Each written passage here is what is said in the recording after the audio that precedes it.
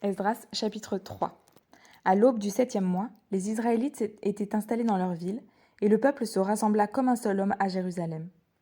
Josué, fils de Jotsadak, accompagné de ses frères les prêtres, et Zorobabel, fils de Shealtiel, accompagné de ses frères, se levèrent et reconstruisirent l'autel du Dieu d'Israël pour y offrir des holocaustes, conformément à ce qui est écrit dans la loi de Moïse, l'homme de Dieu.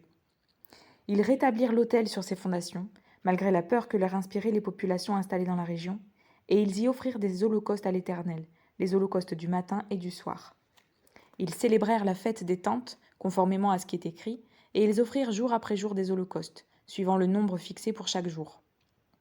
Après cela, ils offrirent l'holocauste perpétuel, les holocaustes des débuts de mois, et de toutes les fêtes consacrées à l'Éternel, ainsi que ceux de toute personne qui faisait des offrandes volontaires à l'Éternel. Dès le premier jour du 7e mois, ils commencèrent à offrir des holocaustes à l'Éternel, alors même que les fondations du temple de l'Éternel n'étaient pas encore posées. On donna de l'argent aux tailleurs de pierre et aux charpentiers, ainsi que de la nourriture, des boissons et de l'huile aux Sidoniens et aux Tyriens, pour qu'ils amènent du cèdre du Liban par mer jusqu'à Jaffa. On agit de cette manière suivant l'autorisation reçue de Cyrus, roi de Perse.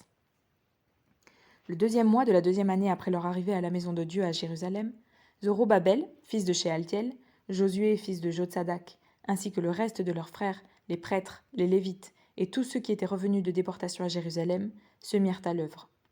On chargea les Lévites, âgés de 20 ans et plus, de surveiller les travaux de la maison de l'Éternel. Josué, accompagné de ses fils et de ses frères, Kadmiel, accompagné de ses fils et des Judéens, s'occupèrent tous ensemble de surveiller ceux qui travaillaient à la maison de Dieu. Il y avait aussi les fils de Hénadad, avec leurs fils et leurs frères, les Lévites. Lorsque les maçons posèrent les fondations du temple de l'Éternel, on disposa les prêtres en costume avec les trompettes et les Lévites descendants d'Azaph avec les cymbales, afin qu'ils célèbrent l'Éternel d'après les directives de David, roi d'Israël.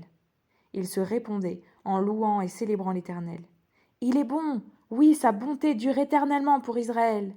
Et tout le peuple poussait de grands cris de joie en louant l'Éternel parce qu'on posait les fondations de la maison de l'Éternel. Cependant, beaucoup, parmi les prêtres, les Lévites et les chefs de famille âgés, qui avaient vu le premier temple, pleuraient tout haut, pendant qu'on posait sous leurs yeux les fondations de celui-ci. Comme beaucoup d'autres faisaient éclater leur joie par des cris, on ne pouvait distinguer le bruit des cris de joie de celui des pleurs du peuple. En effet, ils poussaient de grands cris qu'on entendait au loin.